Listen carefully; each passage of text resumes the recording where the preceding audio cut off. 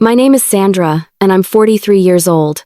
I never thought visiting my son's workplace would change everything I believed about family and trust. When you raise a child on your own, every milestone they reach feels like a shared victory.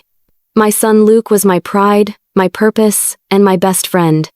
After his father left us when Luke was just 12, it had been the two of us against the world. I watched him grow from a shy, curious boy into a hard-working young man, determined to make something of himself. When he landed a full-time position at a construction and development firm called Hendricks & Co., I couldn't have been prouder. A few weeks later, he invited me to attend a company signing event. "It's a big deal, Mom," he said, smiling from ear to ear. "Mr. Hendricks wants to meet you personally. He says you're part of the reason I've done so well." His enthusiasm was contagious. I spent the morning choosing the right dress, fixing my hair, wanting to look my best.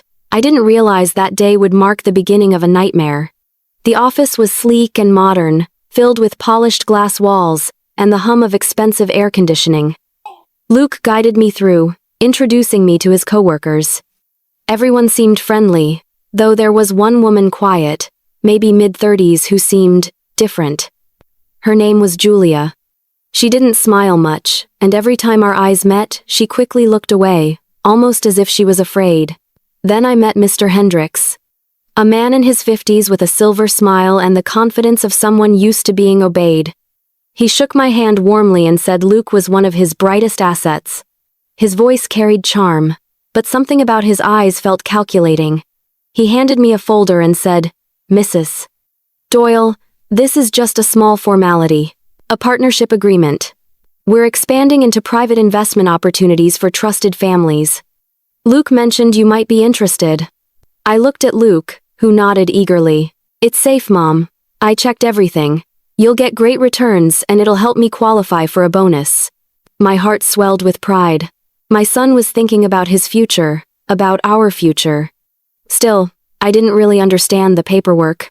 Legal words always blurred together for me, but I trusted my son more than anything.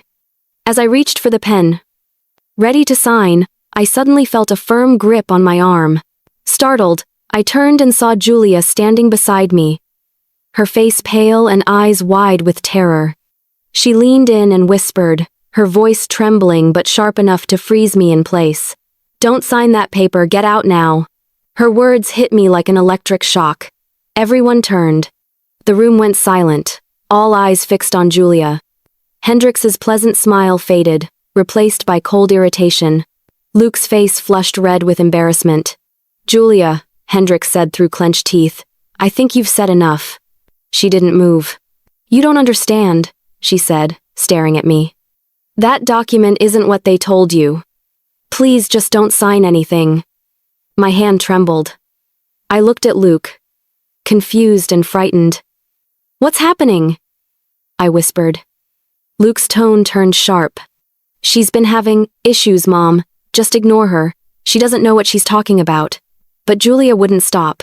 "You're making a mistake you can't undo," she pleaded, her voice breaking. "They did the same to my cousin." Before she could say more, two men from security appeared. Hendricks nodded, and they grabbed her by the arms. She struggled, shouting, "Don't let them fool you," as they dragged her out. The doors slammed shut behind her, leaving an uncomfortable silence hanging in the air. Hendricks sighed, shaking his head as if he were disappointed. "I apologize, Mrs. Doyle. Julia has been unstable lately. Stress, you know how it is."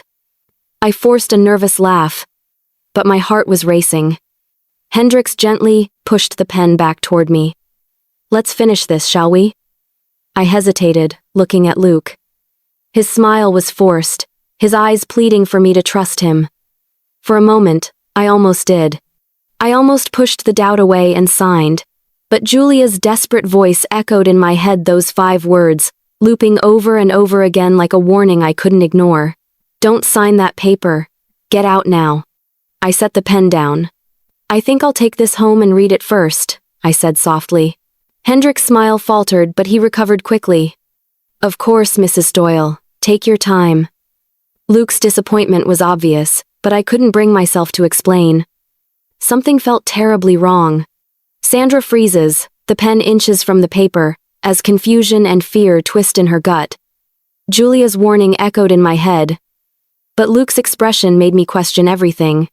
That night, I sat at the kitchen table staring at the folder Hendricks had given me.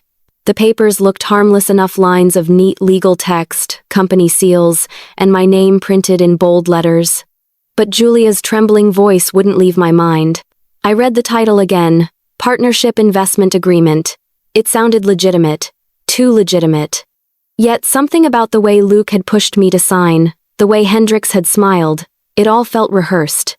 Luke came in later that evening, trying to act casual. "Mom, you really scared me today," he said, grabbing a soda from the fridge. "Julia's been acting strange for weeks. I told Mr. Hendricks she might pull something like that."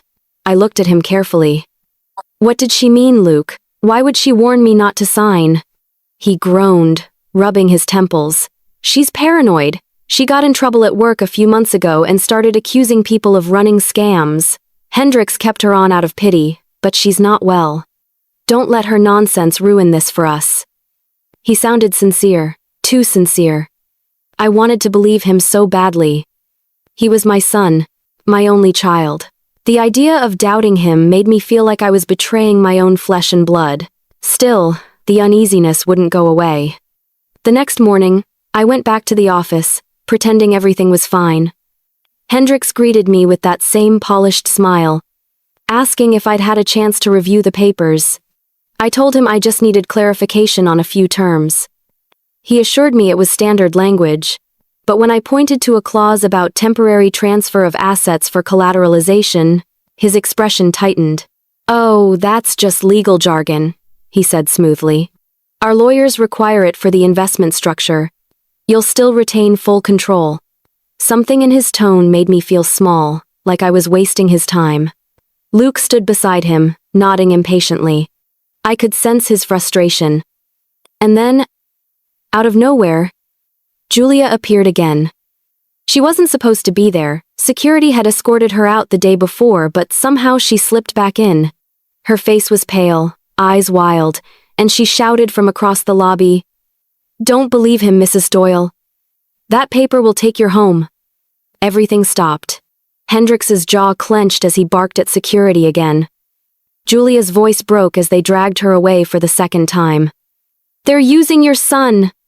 Please listen to me before it's too late." I wanted to go after her, to demand answers, but Luke pulled me aside roughly. "Mom, you can't keep letting her scare you like this. She's going to ruin my job." He looked angry, almost desperate. "Do you trust me or not?" he asked. My throat tightened. "Of course I trust you," I said, though the words felt heavy. That night, I sat up late. I highlighted terms I didn't understand and Googled them. Each search result made my heart sink further. Words like liquidation rights, exclusive assignment, and binding transfer stared back at me from the screen. If I signed, I wouldn't just be investing, I'd be handing over control of my property as collateral for their so-called project. I tried to calm myself. Maybe I was overreacting, maybe Julia was exaggerating. But deep down, I knew this wasn't right. I called Luke into the living room and asked him point blank if he had read the agreement himself.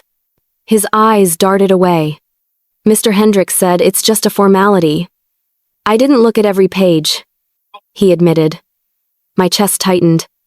"Then why are you so sure it's safe?" He sighed, frustration creeping into his voice. "Because he's my boss, Mom. He's helping me. He said this deal could set me up for life. Don't ruin it because some crazy coworker can't keep it together." That word crazy echoed in my mind. I'd seen Julia's face up close. That wasn't the face of someone making things up. That was fear.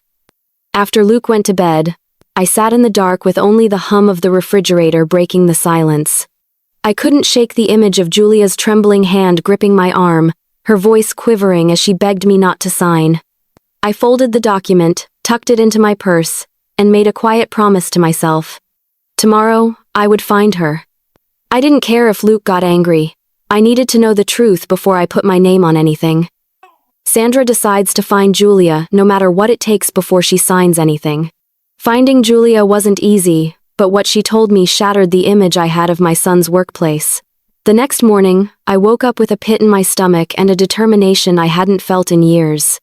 I didn't know where Julia lived, what her last name was, or even if she'd be willing to talk to me again. But I couldn't ignore the warning, not after what I'd read in that document.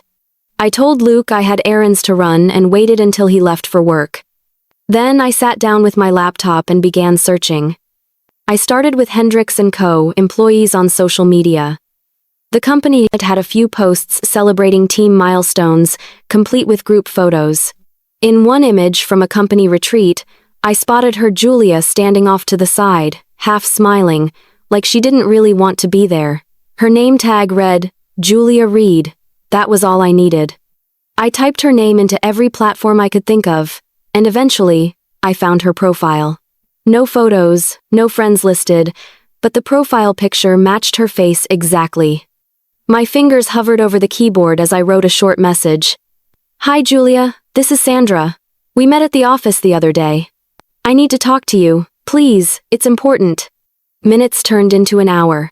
Just when I started losing hope, a reply appeared. Meet me. Cafe Maplewood 4 p.m. Come alone. The message made my heart pound. She hadn't asked questions or offered explanations, just that single line. I drove to the cafe early, parking across the street so I could watch the entrance. The place was quiet, tucked between an antique store and a florist, the kind of spot most people would overlook. When Julia finally walked in, she looked completely different from the confident employee I'd met at the office. Her hair was pulled into a messy bun, her eyes darted around nervously, and she looked like she hadn't slept in days. When she saw me, she hesitated before sitting down. I wasn't sure you'd come, she said softly, her voice hoarse. I had to, I replied. You told me not to sign that paper. Why? What's going on? She looked around the cafe, then leaned forward. Because that document isn't a partnership agreement. It's a property transfer disguised as one. Hendricks has been running this scam for years. He uses employees' relatives, people like you, because it looks clean on paper. I blinked, trying to process what she was saying. But why involve Luke? Her expression darkened. He probably doesn't even know the full story. Hendricks manipulates his younger employees, promising them bonuses, promotions, things they need. They believe they're helping their families, but in reality, they're being used.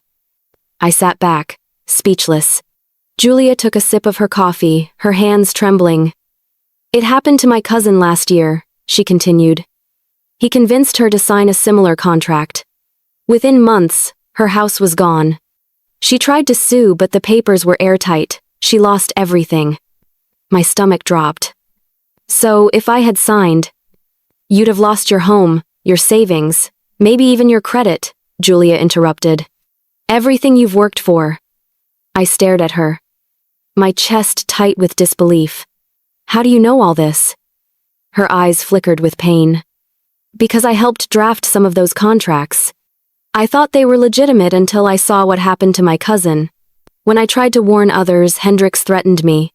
He said if I talked, I'd lose my job and more. A cold chill spread through me. Why are you telling me now? She hesitated. Because your son seemed like a good kid. I thought maybe if I warned you, I could stop this before it got worse. She reached into her purse and slid a small USB drive across the table. Everything I've collected is on here, emails, drafts, internal memos. It's not enough to take him down, but it's proof. I stared at the drive, realizing what this meant. Julia was risking her job, maybe her safety, to help me. As I slipped it into my pocket, she whispered, "Be careful. Hendricks doesn't like loose ends. If he suspects you know anything, he won't hesitate to make you disappear." Her words made my blood run cold. I thanked her quietly and left, my hands shaking as I gripped my steering wheel.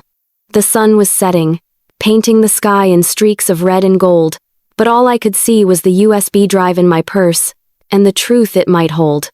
Sandra's stomach twists as a horrible thought forms. What if her own son is part of this? I refused to believe Luke could betray me, but the evidence was impossible to ignore. When I got home from meeting Julia, the world felt different, like the air itself had changed. The house that once felt safe now carried a weight I couldn't name. I placed my purse on the counter, staring at the small USB drive like it was a bomb ready to explode. I wanted to believe Julia was wrong, that Luke was just a pawn in someone else's game. But the doubt had already rooted itself deep inside me. I plugged the drive into my laptop and opened the files. There were dozens of documents, emails, scanned contracts, spreadsheets. Most of it looked technical, but the deeper I went, the worse it became. There were agreements signed by people I didn't know, all listing temporary property transfers for small investment amounts. Julia had highlighted a few names in red, each one with a note beside it. Property seized within 60 days. One name made my breath catch. Helen Morgan, Luke Doyle witness. My son's name was right there, next to a woman who had lost her house. I sat frozen, my hand over my mouth. When Luke came home that evening, I tried to act normal. He kissed me on the cheek like he always did, but I couldn't bring myself to meet his eyes. We ate dinner quietly. I could barely swallow. My mind was spinning, replaying Julia's warning, the hidden contracts, the mention of my son's name. After we finished, I decided I couldn't keep quiet any longer. "Luke," I said gently, "I want to talk about the deal with Mr. Hendricks." He looked up from his plate, his smile fading. "What about it?" "I met with Julia today," I admitted. "She told me serious things. She said that signing those papers would transfer ownership of my house." His fork clattered against the plate. "You went to her?" he snapped. "Mom, why would you do that? She's lying to you." "She had proof," I said firmly. "Emails. Contracts. Your name is on one of them, Luke." He froze, eyes widening. "What are you talking about?" "Don't lie to me," I whispered. "I saw it. You were listed as a witness on a document that took someone's home." He stood abruptly, pushing his chair back so hard it scraped the floor. "You don't understand, I didn't know what that paper was. Hendricks told me it was a test run part of my training." My heart sank. "You still signed it." He rubbed his face, pacing. "I thought it was legal." He said everything was above board. "Mom, please, you have to believe me. I'd never hurt you."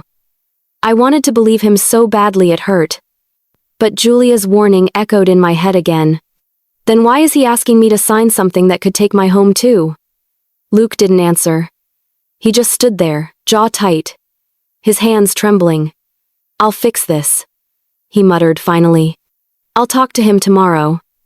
But his tone wasn't reassuring, it was terrified. Later that night, when I was sure Luke was asleep, I crept into his room. I didn't want to invade his privacy, but something told me I had to know the truth.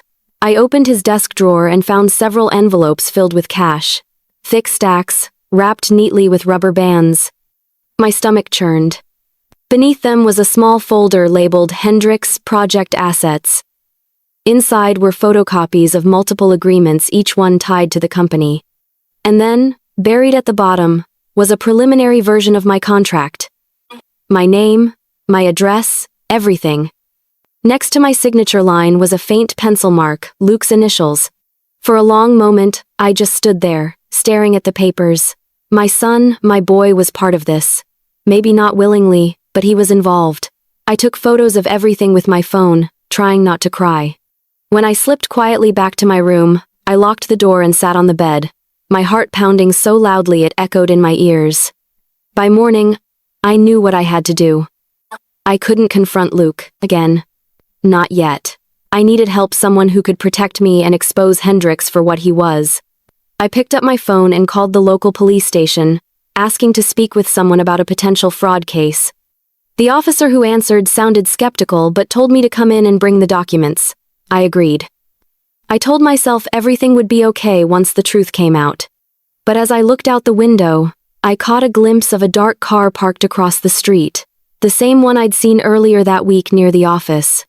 Sandra decides to go to the authorities, but she doesn't realize someone's already watching her every move. I thought I could outsmart them, but they were already one step ahead. I woke up early the next morning, my nerves on edge. The car from last night was gone, but the feeling of being watched clung to me like fog. Every shadow outside the window made my heart skip, I dressed quietly, careful not to wake Luke, and gathered the folder of photocopies, my notes, and Julia's USB drive. My plan was simple: go to the police, show them everything, and let them handle it. When I arrived at the station, the lobby was half empty, just the faint buzz of fluorescent lights and the smell of stale coffee.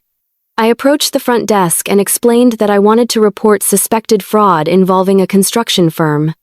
The officer on duty, Officer Reynolds, looked polite but unconvinced. He asked me to sit down and tell him everything. I told him about the contract, about Julia's warning, and about Hendrik's company. I even showed him the documents. He flipped through them slowly, squinting at the fine print. "These look unusual," he said. "But I can't determine fraud without a full investigation. We'll need more evidence, bank records, official correspondence, that kind of thing." I slid the USB drive toward him. "Everything's on there," I said. He nodded, plugging it into his computer. His brow furrowed as he scrolled through the files. After a long silence, he looked up. "This might actually be something," he said carefully. "I'll have our financial crimes unit take a look. In the meantime, don't sign anything, and keep your son out of it." I thanked him and left, feeling a mix of relief and dread. Maybe things were finally turning around. But as I stepped outside, that relief vanished. Across the street, the same black sedan from before was parked under a tree, engine idling. My pulse spiked. I tried to stay calm, walking briskly to my car. I drove away, glancing in my rearview mirror every few seconds. The sedan followed, always 2 cars behind. I took random turns through residential streets, then pulled into a crowded grocery store parking lot and parked between 2 large trucks. My hands were shaking as I waited. The sedan slowed as it passed, but didn't stop. After a minute, it disappeared around the corner. I sat there for several minutes, breathing hard, my palms slick with sweat. Who were they? Hendrik's men? Was Luke involved in this part too? I didn't want to believe it, but the fear inside me was growing. When I finally got home, Luke was waiting on the porch. His expression was tense, his jaw tight. "Where were you?" he asked immediately. "Running errands." I lied, trying to sound casual. He crossed his arms. "Mr. Hendricks called. He said you went to the police." My blood went cold. How would he know that? Luke didn't answer right away. "He said someone saw you there," he muttered. "Mom, what are you doing? You're making a huge mistake." "A mistake?" I shot back, my voice trembling. "You're defending a man who's trying to steal people's homes." Luke stepped closer, lowering his voice. "You don't understand. You can't fight him. He's powerful. He knows people, important people. If you keep pushing, you're going to get hurt." The warning in his voice wasn't just fear, it was something darker. I stared at him, realizing how far gone he might be. "Luke, did he threaten you?" He looked away, eyes full of guilt. "Just stay out of it, okay? Please. Let me handle it." I wanted to grab him, to shake him, to make him see what was happening, but I could tell he was terrified, trapped in something bigger than either of us. That night, I barely slept. Every sound outside made me sit up in bed, clutching the blanket. Around midnight, I heard tires crunching on the gravel driveway. My heart raced as I peeked through the curtains. The black sedan was parked across the street again, its headlights off but its engine humming softly. I grabbed my phone, ready to call the police, when a sudden noise came from outside, the sound of metal scraping. I froze. It was coming from the driveway. Someone was near my car. Moving slowly, I crept to the front door and peered through the small window. A shadowy figure was crouched beside my vehicle, flashlight in hand. They were fiddling with the handle, trying to open it. Panic surged through me. I fumbled for my phone, dialing 911 with shaking fingers. But before I could hit call, the porch light flickered, and the figure turned sharply toward the house. I ducked behind the curtain, holding my breath. A second later, I heard footsteps retreating fast. The car engine roared, and then it was gone. I stood there in the dark, trembling from head to toe. Whoever they weren't just watching anymore. They were sending a message. That night, Sandra wakes to a noise outside and sees someone trying to break into her car. That night, I realized this wasn't just about money, it was about survival.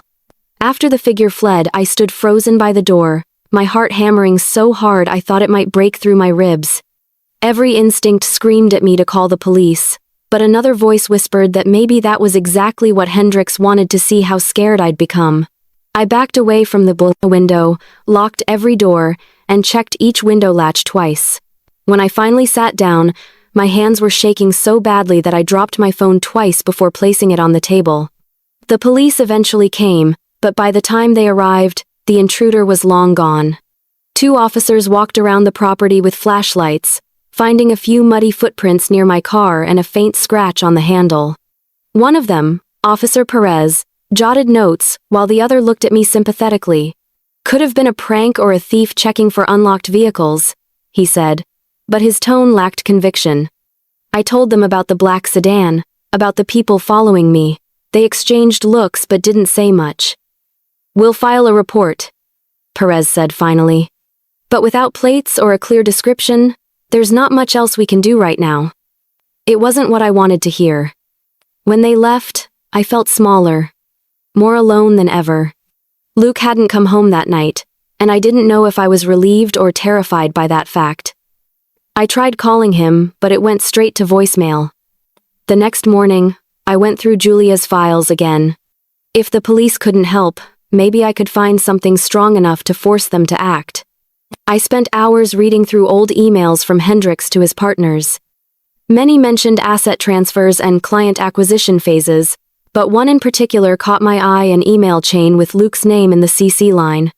Hendrix had written, "The Doyle file will close by end of week once signature is confirmed. Luke has assured cooperation." I felt the ground shift beneath me. He'd known. Maybe not everything, but enough to realize what was happening. When Luke finally came home that afternoon, I was waiting for him in the living room with the printed email in my hand. "We need to talk," I said, my voice shaking. He looked exhausted, his clothes wrinkled, eyes red-rimmed. "Mom, please don't start. Don't you dare tell me not to start," I snapped. "I saw this. Hendrix mentioned your name. You told him I'd cooperate? Why?" Luke stared at the floor. "It's not what you think," he whispered. "He said he needed your signature to finalize a project. He told me it would help the company and earn me a promotion. I didn't know it meant, you didn't know or you didn't want to know." I cut him off. "You let him use me." Tears welled in his eyes. "Mom, he has something on me. I can't just walk away." My stomach dropped. "What could he possibly have on you?" He hesitated, then whispered, "A fake expense report. He told me to adjust numbers for a client, and I did. I thought it was harmless. But now he says if I don't do what he wants, he'll report me for fraud." I covered my mouth, realizing the trap he'd fallen into. Hendrix had groomed him, used his ambition and fear to pull him deeper. "Luke, we can fix this," I said gently. "We'll go to the police together." But he shook his head. "You don't get it. The police won't help. Hendrix knows people, he brags about it. The moment you filed that report, he probably knew." The realization hit me like a cold wave. That's why the black sedan was there. That's why someone had tried to break into my car. I reached for Luke's hand. "Then we'll find another way." He looked up, eyes full of guilt. "You shouldn't have gone to Julia. You shouldn't have gone to the cops. Now they're watching you." My blood ran cold. "How do you know that?" He hesitated. "Because Hendrix told me this morning. He said he'd make sure my mother learns to stay quiet." A chill crawled down my spine. "Luke, we have to leave. Tonight." He nodded. But his face was pale. "We can't just run. If we disappear, he'll come after us. We need proof strong enough to bury him." That was the first moment since this nightmare began that I saw real fear and resolve in my son's eyes. Despite everything, he wanted to make it right. We sat together, planning in whispers, the weight of every word pressing down on us. I knew we were up against something far bigger than either of us imagined. Sandra realizes Hendrix has full control over Luke and that escaping his grip will take more than just running away. That night, I decided I wasn't running anymore, I was going to fight back. Luke and I sat at the kitchen table with the curtains drawn, the only light coming from a small lamp that flickered now and then. The house felt like a cage, every creak of the floorboards made me tense, but I forced myself to focus. If Hendrix wants to destroy us, then we hit him first, I said quietly. Luke stared at me shocked. You mean expose him? Yes, I said. Julia gave me the USB for a reason. There has to be something in there the police can't ignore. Luke nodded slowly, a spark of determination replacing his fear.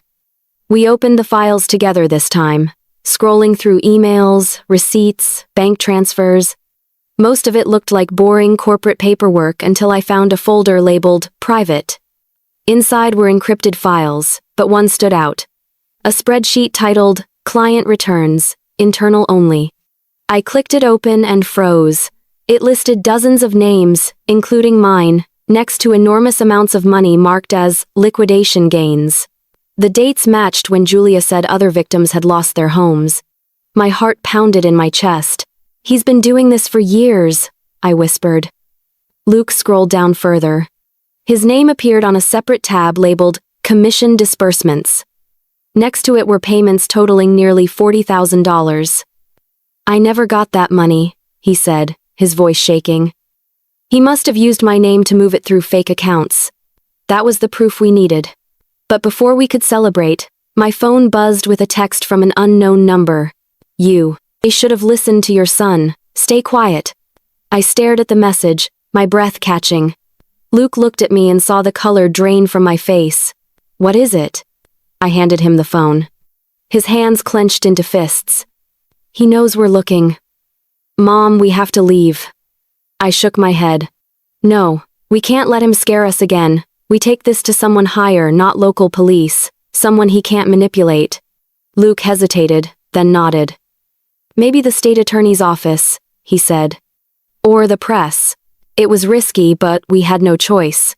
We copied the files onto a new USB and wiped the originals. Luke said he knew a journalist who'd covered financial corruption cases before an old college acquaintance named Tara. We agreed to meet her the next morning in a public place. That night, I barely slept. Every time headlights passed the window, I thought the black sedan had returned. Around midnight, Luke knocked softly on my door. Mom, he whispered, if anything happens tomorrow, promise me you'll go without me. I sat up, startled. Don't talk like that. I'm serious, he said. If Hendrix finds out I'm helping you, he'll come for me first. I reached for his hand. We'll get through this together. I'm not losing you. The next morning, the air was thick with tension. We drove to the cafe where Tara had agreed to meet us, a small place on the edge of downtown. Luke sat rigid beside me, scanning every passing car. When we arrived, Tara was already there, mid-30s, sharp eyes, a voice that carried quiet confidence. Luke introduced us quickly, and I handed her the USB. Everything's in there, I said. Emails, transactions, fake contracts. It's enough to prove he's running a scam. Tara's expression hardened as she looked through the files on her laptop. If even half of this is true, she said, this is massive. But I need confirmation, internal communications, witness, statements. Do you have anyone else who can back this up? I thought of Julia. Yes, there's a woman who worked there. She's terrified, but she knows everything. Then we find her, Tara said. But first, you two need to be careful. Once Hendrix realizes this information is out, he'll do whatever it takes to silence you. Before we could respond, Luke's phone buzzed. He glanced at the screen and went pale. It's Hendrix, he whispered. Don't answer, I said quickly. But the phone buzzed again, this time followed by a text. We need to talk, alone. Luke turned the phone off and shoved it in his pocket. He knows, he muttered. He always knows. Tara looked at us seriously. You can't go home. Not tonight. Stay somewhere he can't find you. A motel, a friend's house, anywhere off the grid. We agreed. and as we stepped out of the cafe, I felt eyes on us again. Across the street, the same black sedan idled, sunlight glinting off its windshield. Luke gripped my arm. We have to move. Now. Sandra realizes Hendrix won't stop until they're both silenced, and running may no longer be enough to stay alive. By the time we realized how deep Hendrix's reach went, it was already too late to hide. Luke and I didn't drive straight home after leaving the cafe. We took side streets, circled around blocks, and switched lanes constantly just to make sure we weren't being followed. The black sedan stayed behind for a few miles before finally disappearing, but I could still feel its presence like an invisible shadow trailing us. We ended up checking into a cheap roadside motel about 20 miles out of town, the kind of place where no one asked questions and the sheets smelled faintly of bleach. Luke carried our small bags inside and made sure the door's chain lock was secured before he exhaled. "It's not much," he said, "but it's safe for now." I sat down on the bed, exhausted but restless. Safe didn't mean anything anymore. I stared at the ceiling, trying to quiet the storm inside me. Hendrix knew too much: our movements, our phone calls, maybe even where we were now. The realization made my skin crawl. Luke pulled out his laptop and began combing through the files again. "Tara's right," he said. "We need Julia. Without her testimony, this is just paper." I nodded. "I'll try to reach her again." Her old messages were still in my phone. I sent a new one. "Julia, it's Sandra. Please, I need to see you. It's urgent." Hours passed with no response. We ordered greasy takeout from a nearby diner and ate in silence. Every creak in the hallway made me jump. Then, just as I was about to give up hope, my phone buzzed. It was her. "Meet me tomorrow. Same cafe as before. 10 a.m. She answered. I told Luke. "But it could be a trap." He frowned. "We'll be careful. I'll go with you." We both knew we were running on borrowed time. That night, I barely slept. Every noise outside the thin motel walls made my heart race. Sometime around 3 a.m., I woke up to the faint sound of a car engine idling nearby. Luke was asleep in the chair by the window, a baseball bat resting across his lap. I crept closer and peeked through the curtains. A black sedan was parked by the curb, its headlights off. My breath caught. They'd found us. I shook Luke awake. "They're here," I whispered. He sprang up, peeking outside. The car didn't move, but its presence was enough to paralyze us. We turned off the lights and sat in silence, waiting. Minutes dragged by. Finally the car pulled away, disappearing into the darkness. Luke exhaled slowly. "They're watching every move we make," he said. The next morning, neither of us felt ready to meet Julia, but we had no choice. We left the motel early, parking several blocks away from the cafe. I scanned the street before going in, my heart pounding. Julia was already there, sitting in a corner booth with a hood pulled over her head. She looked worse than before, tired, jumpy, her eyes darting around constantly. When she saw us, she motioned for us to sit quickly. "You shouldn't have contacted me again," she whispered. "They're watching everything." "Julia," I said. "Hendrix knows we went to the police. He sent someone to our house. He tried to break into my car. We can't hide forever. We need to stop him." Her hands trembled around her coffee cup. "You don't understand. He has people everywhere, lawyers, cops, even judges. If you go after him without protection, he'll bury you before you can blink." Luke leaned forward. "Then help us. Tara's going to expose everything, but she needs a witness." Julia shook her head. "I can't. They already fired me. If I speak, they'll come after my family. Julia, please." I begged. "If no one talks, he wins." She stared at me for a long time, her expression torn between fear and guilt. Finally, she reached into her bag and pulled out a small brown envelope. "I've been keeping this," she said. "Copies of the contracts, payment trails, voice memos of Hendrix giving orders. It's enough to destroy him, but once this gets out, I'm gone. Do you understand? I'll have to disappear." I took the envelope with trembling hands. "We'll protect you." Her lips curved in a sad smile. No one can protect anyone from men like him.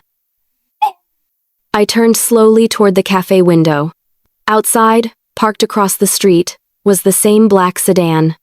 The driver was on his phone, and when his gaze lifted toward us, I recognized the cold, empty stare from Hendrix's office. Luke grabbed my hand.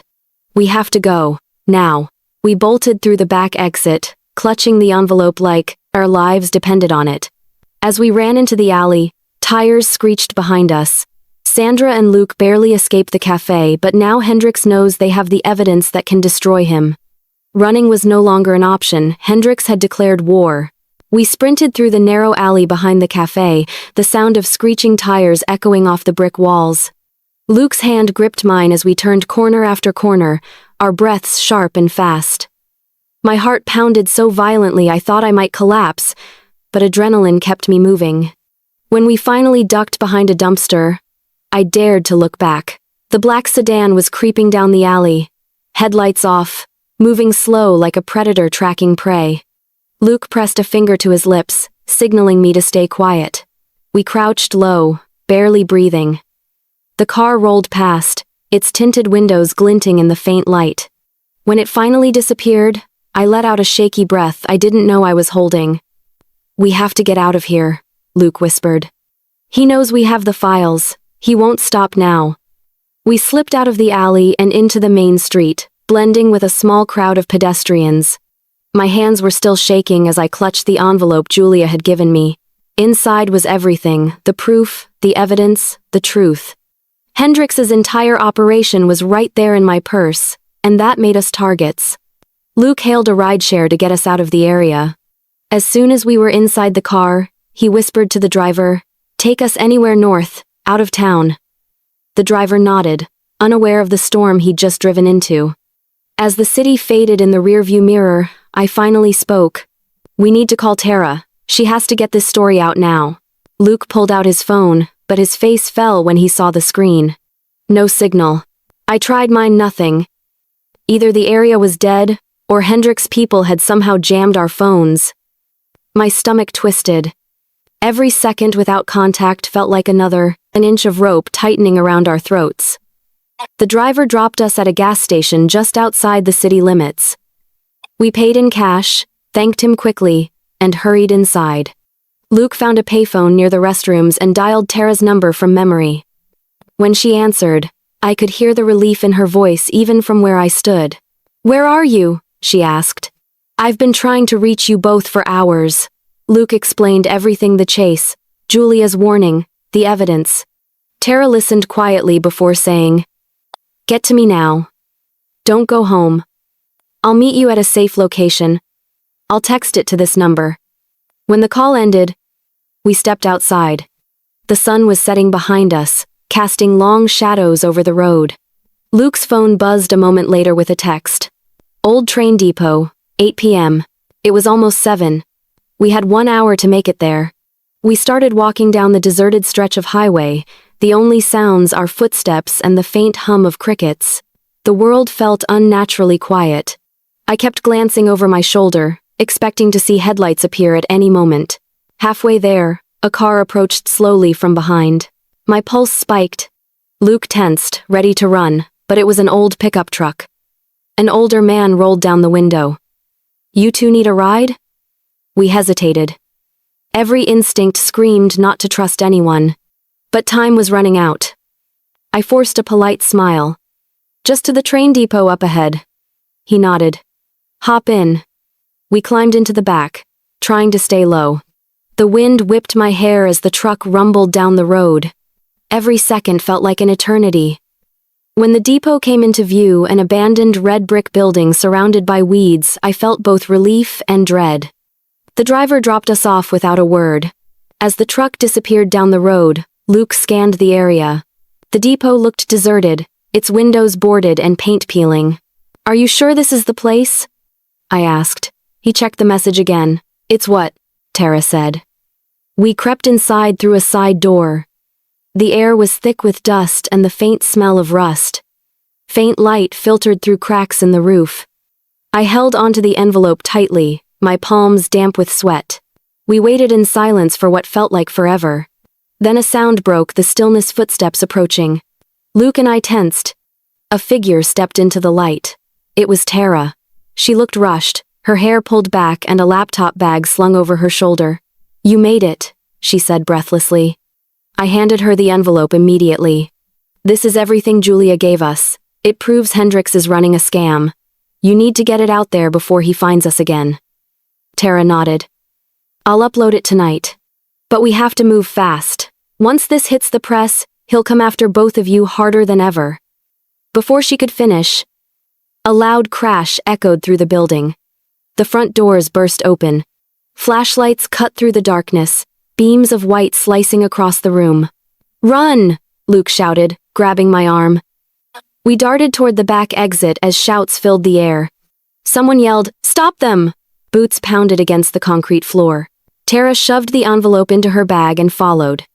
We burst through the back door into the open night, the sound of engines revving behind us. Sandra realizes Hendrix has found them again, and this time, escape might not be possible. The night Hendrix found us felt like the end, but something inside me refused to give up. We tore through the overgrown field behind the train depot, the dry grass whipping against my legs as flashlights danced wildly behind us. The sound of men shouting our names echoed in the darkness. My lungs burned, my heart hammering against my ribs, but I didn't dare slow down. Luke was ahead of me, pulling me along, his hand gripping mine so tightly it hurt. Tara ran beside us, clutching her laptop bag like it was her lifeline. The roar of car engines grew louder behind us. They were circling the depot, cutting off our escape routes.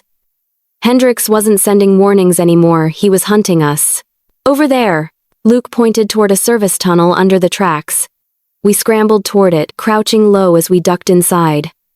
The tunnel smelled of rust and dirt, but it offered cover.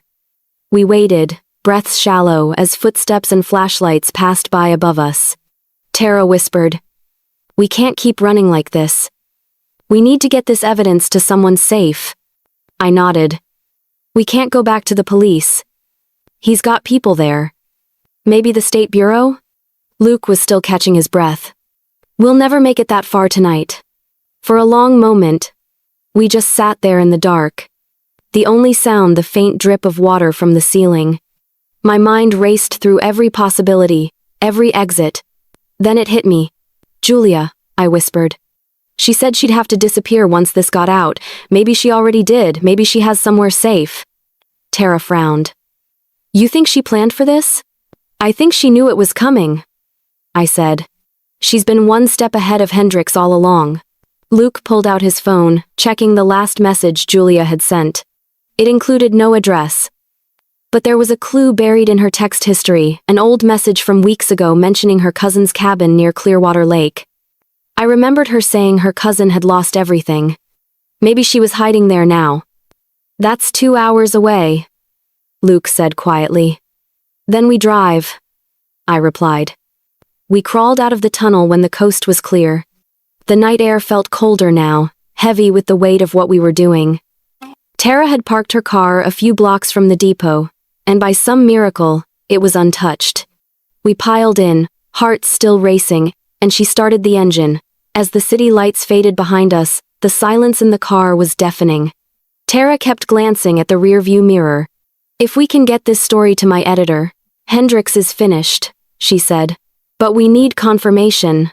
I'll need Julia's statement on record." I looked out the window at the dark highway ahead. "We'll find her," I said, though I wasn't sure I believed it. About halfway to Clearwater, headlights appeared behind us, distant at first, then closer. My stomach turned to ice. "Tara," I said quietly, "don't panic, but we're being followed." She glanced in the mirror. 2 cars, maybe 3. Luke twisted in his seat, eyes wide. "It's them." Tara pressed her foot down. The car speeding up. The road ahead was empty. The world around us swallowed by forest and fog. The cars behind us matched every turn. "Hold on!" she shouted, jerking the wheel as we veered onto a dirt path leading toward the lake. The tires bounced violently, gravel flying. I gripped the door handle, praying we wouldn't flip. The headlights behind us grew brighter. "They're closing in!" Luke yelled. Tara's knuckles whitened on the steering wheel. I'm not letting him win!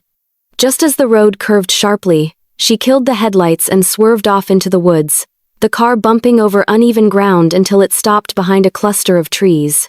We sat in silence, breathless, listening. The sound of engines roared past, fading into the distance. We'd lost them for now. Luke exhaled shakily. That was insane. Tara nodded, still gripping the wheel. We'll wait a few minutes, then move. We're close. The forest around us was pitch black except for the faint glow of moonlight filtering through the trees.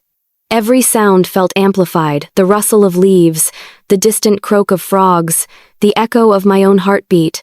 Finally, we saw a faint orange light flickering through the trees, a cabin window. I held my breath. That's got to be it. We crept closer, every twig snapping underfoot, sounding like thunder in the quiet night. When we reached the porch, Luke knocked softly. No answer. He tried again. Still nothing. Then, from inside, came the faint sound of movement. Julia? I called quietly. The door opened an inch, and there she was, pale, frightened, but alive. You shouldn't be here, she hissed. They're still looking for you. We have the proof, I said, my voice trembling. And a reporter. It's time to end this. Her expression shifted from fear to determination. She opened the door fully and gestured for us to come inside. Sandra and her allies finally find Julia, but bringing her out of hiding might be the most dangerous move yet. We thought finding Julia meant safety, but it only dragged us deeper into the storm. The cabin was small and dimly lit, the air thick with the smell of old wood and candle wax. Julia had barricaded the windows with plywood and kept a single kerosene lamp burning on the table. Her hair was tied back messily, and her hands trembled as she motioned for us to sit. You shouldn't have come here, she whispered again. They'll track you. They always do. I closed the door quickly and checked the window. They already found us once. We barely made it out of the city alive. We can't keep running, Julia. We need your help. She sighed, sitting across from me. Her eyes darted toward Luke, then to Tara, who was already setting up her laptop. Who's she? Julia asked, suspicious. I'm Tara, the reporter said softly. I'm here to make sure Hendricks never does this to anyone again. Julia looked unconvinced. If he finds out I helped you, he already knows. I interrupted. He's been hunting all of us. You said once that men like him only stop when they're exposed. That time is now.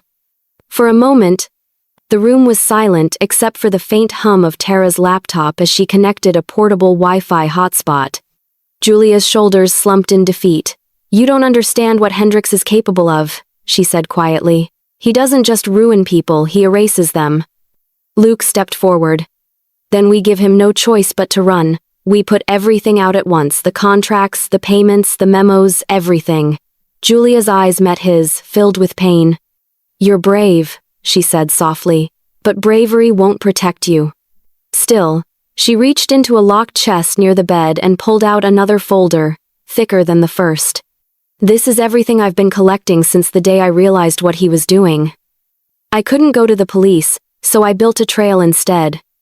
Digital backups, signed memos, and audio recordings. One of them is Hendricks threatening me directly. Tara's eyes widened. If we can authenticate those, he's finished.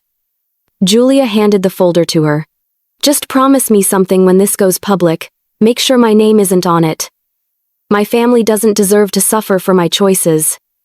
I promise, Tara said, her voice steady. While Tara scanned the documents, I watched Julia carefully. Her hands were shaking, her eyes constantly flicking toward the window. Julia, I said gently.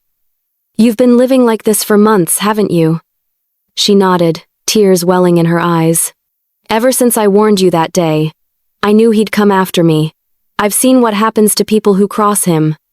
She swallowed hard. 2 of his employees disappeared last year after they questioned a payment discrepancy. The company said they moved out of state, but I found their cars abandoned 30 miles apart. No one ever looked into it. A chill ran through me. You're saying Hendricks? She nodded silently. Tara's fingers flew across her keyboard. We don't have time to wait for law enforcement to move.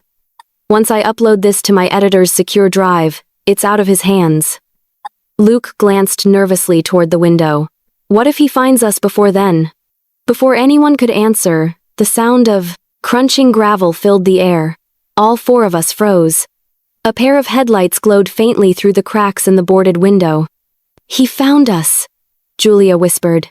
Tara snapped her laptop shut, shoving it into her bag. Luke rushed to the lamp and blew out the flame, plunging the cabin into darkness. My pulse thundered in my ears as we crouched low, listening to the sound of car doors slamming outside.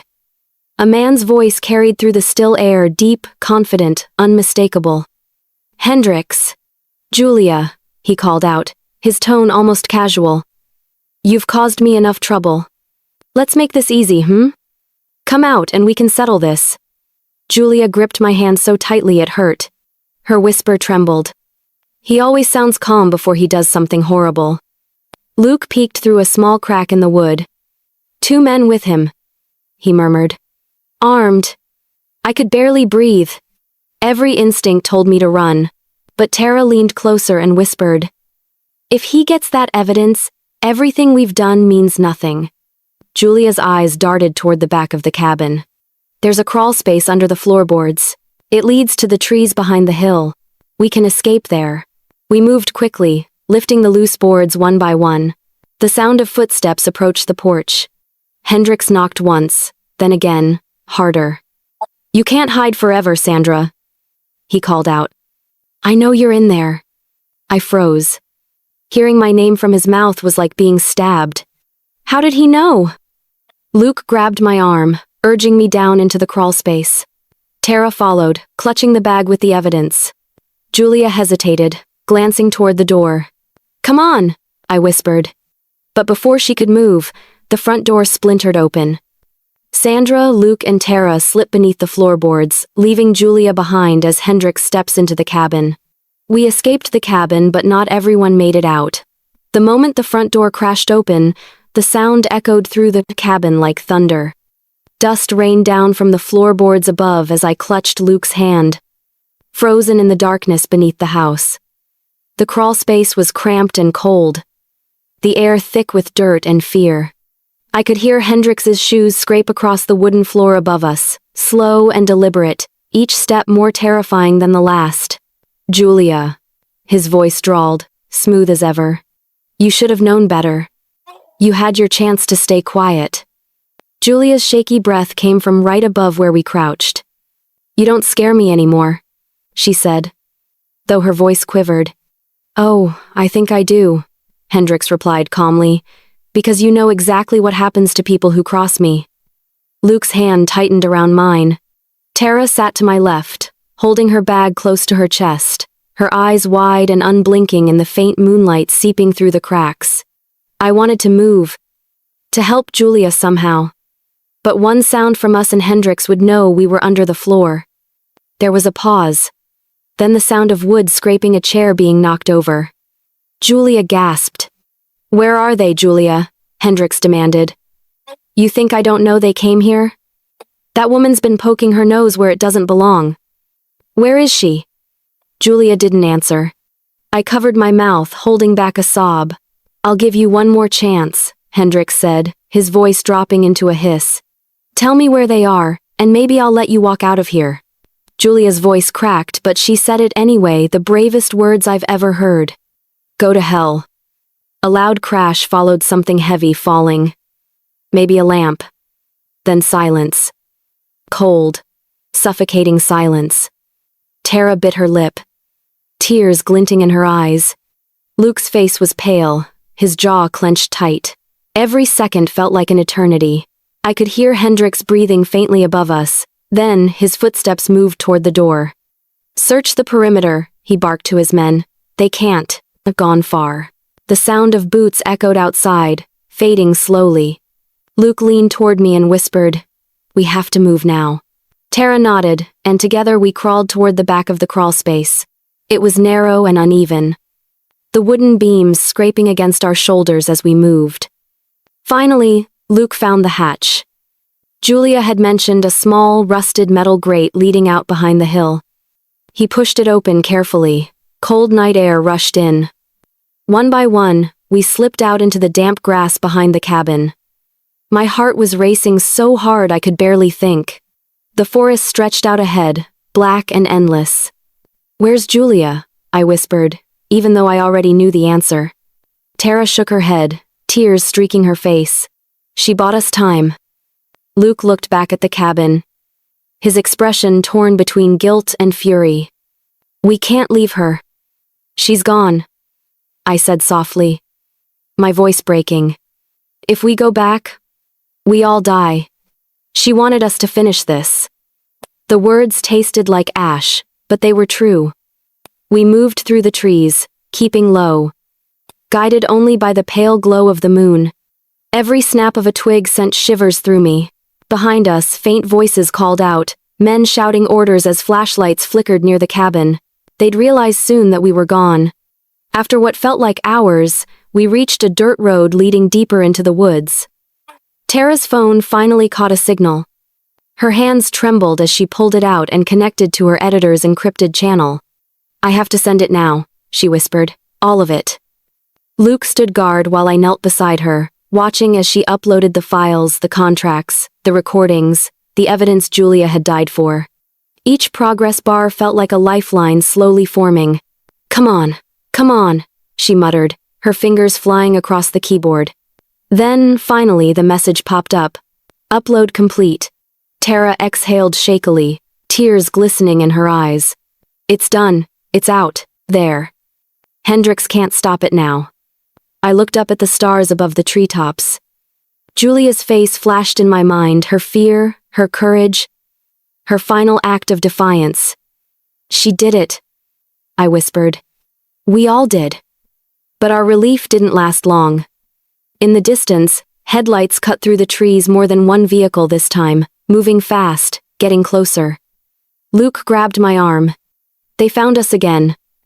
Tara closed her laptop, her expression hardening. "Then we make this count. We'll lead them away from the road, give the story time to spread." I nodded, adrenaline flooding back into my veins. The evidence was out, but the fight wasn't over. Hendrix might have lost control of his secret, but he wasn't done hunting us yet. Sandra, Luke, and Tara run into the forest, knowing Hendrix will destroy everything to stop the truth from spreading. The truth was finally out, but freedom came with a price I wasn't ready to pay. The headlights cut through the forest like knives, bouncing off tree trunks as the engines roared closer. Luke grabbed my wrist, pulling me toward a narrow slope leading deeper into the woods. Tara followed close behind, clutching her bag to her chest, her breath ragged. The ground was slick with mud and leaves, and every step sent my heart pounding harder. Branches whipped against my face as we ran, the noise of pursuit closing in behind us. I could hear men shouting, Hendrix's voice carrying above them, calm but full of venom. "You can't hide forever, Sandra. That story won't save you."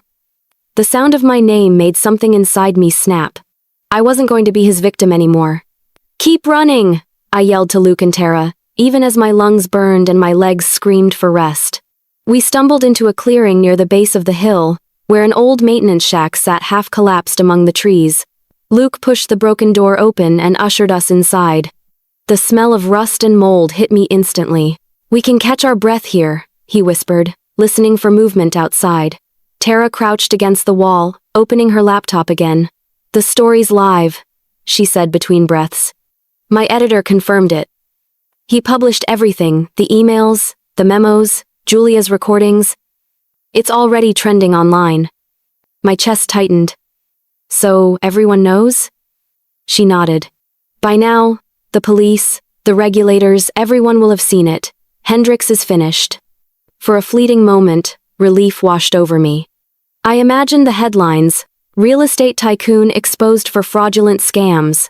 Julia's name wouldn't be there, but her bravery would live in every line of that story. But the sound of footsteps outside shattered that brief calm. They were close, too close. Hendrix wasn't giving up. Luke peeked through a gap in the wood. "They've got flashlights, maybe 4 men, all armed." Tara's voice was steady, but her hands trembled. He won't risk killing us now, not with the story out. Luke shook his head. You don't know men like him. He'll destroy the evidence and anyone who can testify just to prove he's still in control. I pressed my back against the wall, forcing myself to think. We can't stay here. If we run toward the lake, maybe we can lose them in the water. Before we could move, the door splintered open. A man stepped inside one of Hendrix's guards. His flashlight beam blinded us. They're in here! He shouted.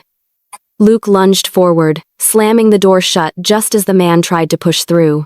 They struggled violently, the flashlight clattering to the floor. I grabbed a piece of broken pipe and swung it at the guard's arm through the opening. He yelped, dropping his weapon. Luke shoved him back, then locked the door with a rusted latch. Run! Luke yelled. We burst through the back window of the shack, glass shattering around us. I hit the ground hard but didn't stop. Behind us, more. Voices shouted, and a gunshot tore through the night. The sound echoed through the forest, followed by another. I didn't look back. We reached the edge of the lake, dark, wide, and eerily still. The moon reflected off the surface like silver glass. They'll see us if we cross, Tara said. Then we go under, Luke replied, eyes fierce. Follow me. Stay close. Before I could argue, he dove in, vanishing beneath the surface. Tara and I followed, the icy water shocking every nerve in my body. The cold was suffocating, but I forced myself to kick, to move, to follow the faint bubbles ahead of me. When we resurfaced on the other side, gasping for air, the shouts behind us had faded.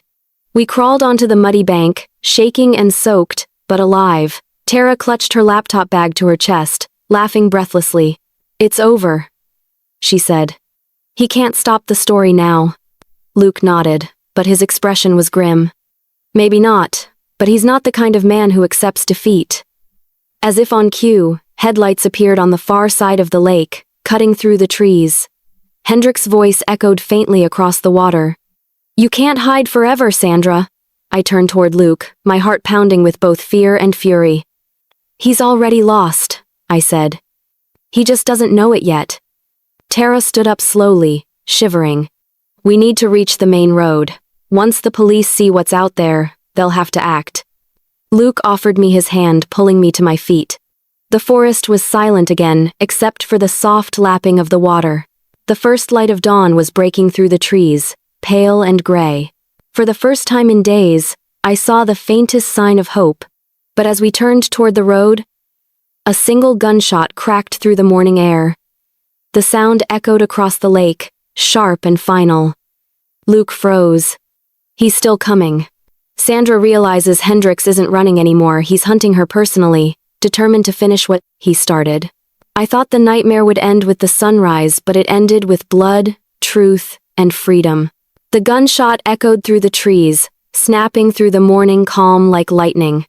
Luke pushed me down behind a fallen log, his hand covering my mouth to keep me quiet. My pulse thundered in my ears. The forest around us seemed to hold its breath. We could hear Hendrix's voice somewhere behind the trees. Steady. Confident. Moving closer. You think you can ruin me, Sandra? He shouted. You think one story can erase everything I've built? Luke whispered. He's alone. He wants you scared, he's trying to flush us out. Tara crouched low beside me, clutching her laptop bag like a shield. The police must have seen the story by now, she whispered. If we can stall long enough, they'll come. But I wasn't sure we had that kind of time. Hendrix's footsteps crunched on the gravel path leading toward the lake. I peeked through the brush and saw him calm, collected, dressed in the same tailored suit I'd seen him wear the day I first met him. Only now, his mask of charm was gone. His eyes were wild, his face twisted with fury. I tried to give you a chance, he called out. But you had to make it personal. My hands clenched into fists. Every ounce of fear I'd felt since that day in his office turned to fire. I was done running. I turned to Luke. We end this today, I whispered. He shook his head. Mom, no, Julia's gone because of him. He doesn't get to walk away. Tara looked between us, terrified but resolute. If you distract him, I can get a signal. The police can track our location. I nodded. It was risky, maybe suicidal, but we had no other option. I stood slowly, my knees shaking, and stepped out from behind the log. The early morning light spilled across the clearing, catching Hendrik's attention immediately. He turned toward me, smiling coldly. "There you are," he said. "I was starting to think you'd drowned." He raised the gun slightly, but didn't fire. "You could have been rich, Sandra, comfortable. Instead, you chose to destroy everything." I took a step closer, my voice trembling but strong. "You destroyed yourself. Julia tried to warn me. She begged you to stop and you killed her for it." His smirk faltered. "She was a liability. Just like you." Luke appeared from behind the trees, shouting, "Drop the gun!" Hendrik swung toward him, his expression twisting into rage. "You ungrateful little fool. Everything you have, your job, your future, was because of me." Luke took another step forward. "You used me. You used all of us. It's over, Hendrix. The world knows." For the first time, Hendrix looked uncertain. His eyes darted toward the road behind him, where faint sirens began to echo through the hills. Tara had done it, she'd gotten through. His jaw clenched. "No one will believe it," he hissed. "I'll find a way to spin it. I always do. Not this time," I said. His gaze snapped back to me. "You think you're some kind of hero? You're nothing." He raised the gun again. "I'll make sure you never get to testify." Before I could react, Luke lunged forward. The gun went off a deafening crack that sent birds scattering from the trees. My scream tore through the air as Luke and Hendrix crashed to the ground, struggling in the dirt. The gun fired again, once, twice, echoing through the clearing. Then, silence. I ran toward them, heart shattering in my chest. Hendrix lay motionless, blood soaking his white shirt. Luke was on his knees beside him, clutching his shoulder. His face pale but alive. "I'm okay," he gasped, his voice shaking. He missed anything vital. I dropped beside him, tears streaming down my face. "It's over," I whispered, though I wasn't sure if I was saying it for him or myself. Within minutes, the clearing flooded with flashing lights. Police cars screeched to a stop as officers poured out, weapons drawn. Tara stumbled out from the trees, waving her phone. "We have everything," she shouted. "It's all on record, the threats, the files, everything." An officer helped Luke to his feet as another placed Hendrik's lifeless body under a tarp. The sirens finally faded into the distance, replaced by the rustle of wind through the trees. I stood there, drenched in sweat and tears, staring at the lake's reflection. The rising sun painted the sky orange and gold, and for the first time in what felt like forever, I could breathe. Later, after the chaos had quieted, an officer approached me. "Mrs. Doyle," he said gently. "The press is already all over this. Your story, it's everywhere. You and your son are heroes." I looked at Luke, who sat nearby, his arm bandaged, eyes distant. "We're survivors," I said quietly. "Nothing more." He met my gaze and managed a faint smile. "Julia would have been proud." I nodded, feeling the truth of it settle in my chest. She saved us. She saved everyone. As we walked toward the ambulance, the morning light bathed the forest in warmth. I turned one last time toward the place where Hendrix had fallen. For months, he'd held all the power, the money, the people, the lies. But in the end, it was the truth that destroyed him. The nightmare was over, and for the first time in years, I finally felt free.